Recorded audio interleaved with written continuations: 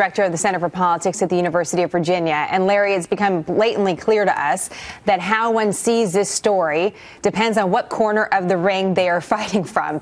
You get to be the referee in all of this. How do you see this story? Well, you're certainly correct, Jenna, that the polarization in America causes almost all Republicans to view the Clinton email drama dimly, and Democrats, by and large, tend to defend her. However, she's running for president. And I think it's pretty obvious that Joe Biden, for example, and to some degree Bernie Sanders, have been moving up because the concerns about Hillary Clinton have been growing.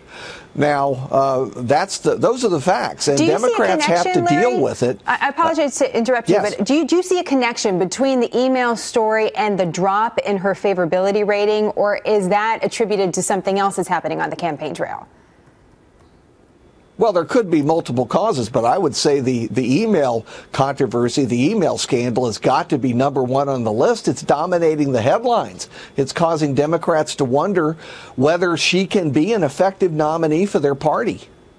So let me ask you this. Last week, actually a week ago, precisely to the day, you said something on our program that I have been quoting and re-quoting and attributing to you, of course, Larry, that 20% of likely That's dangerous. that 20% of likely voters are actually paying attention in August. And I'm curious about that. Does that apply across the board to any news story that's out there, whether it's completely innocuous or something like the FBI is investigating your server? Well, the 20% means political activists in both parties. They're the ones who, by and large, are going to be voting in the caucuses and primaries. You know, the turnouts actually are quite low. I wish they were higher, but they're quite low.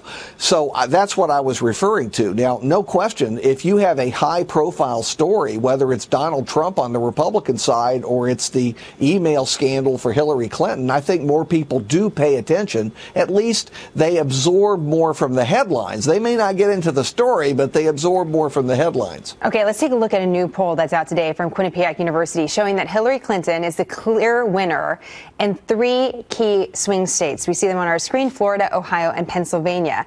But, and here's the but in all of this, Vice President Joe Biden, if he decides to enter the race, also runs well or even better against top Republicans. Voters in those states were asked who they would vote for if the election were held today. Biden beats Donald Trump in Florida by 3 points, in Ohio by 10 points, and in Pennsylvania by 8. And we should note, Larry, earlier this week we saw a poll that showed the difference between Donald Trump and Hillary Clinton shrinking. What do you think of this whole potential Biden story?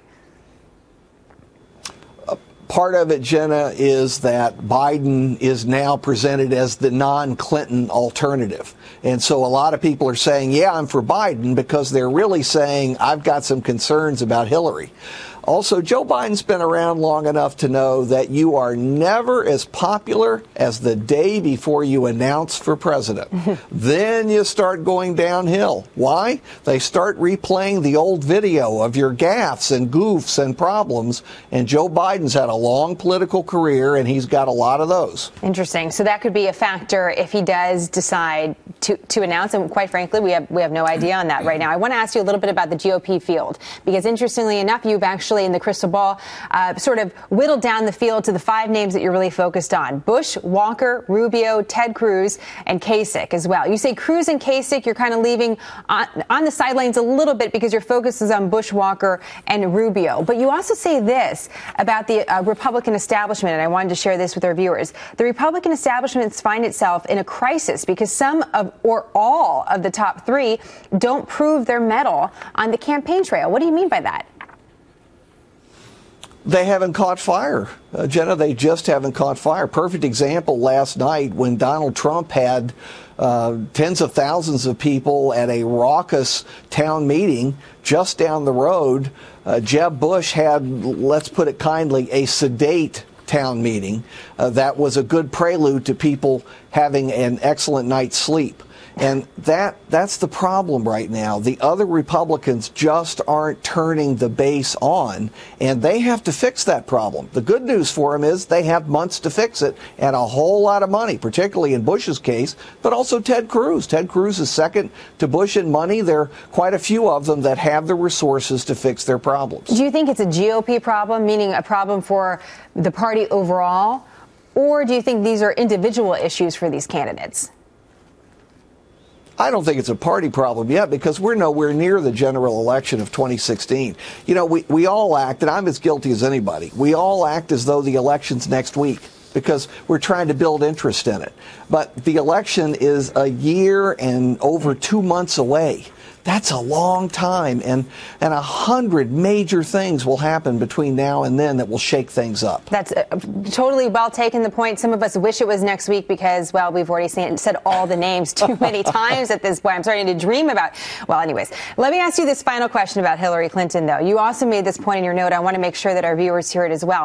When do you think this story, this email issue, whatever it is, some say it's a scandal, some say, you know, it's a non-issue. What are you watching over the next few weeks into the fall, which you say this is when things start getting more important?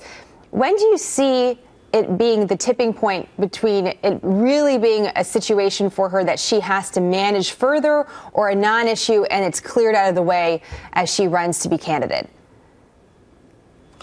Well, obviously, if there's an indictment, that would totally transform things. And generally speaking, there's this drip, drip, drip that everybody's talked about. And that's true for all scandals, but boy, have we gotten used to this with the Clintons. At a certain point, the scandal takes on a life of its own. I think it's very close to that right now. And that's when a candidate really has problems. How do you go forward with your campaign agenda when every time you have a press availability or you meet with normal voters, they ask mainly about the scandal? Well, Hillary Clinton's campaign says no one in any of the town halls is asked about the scandal, according to them.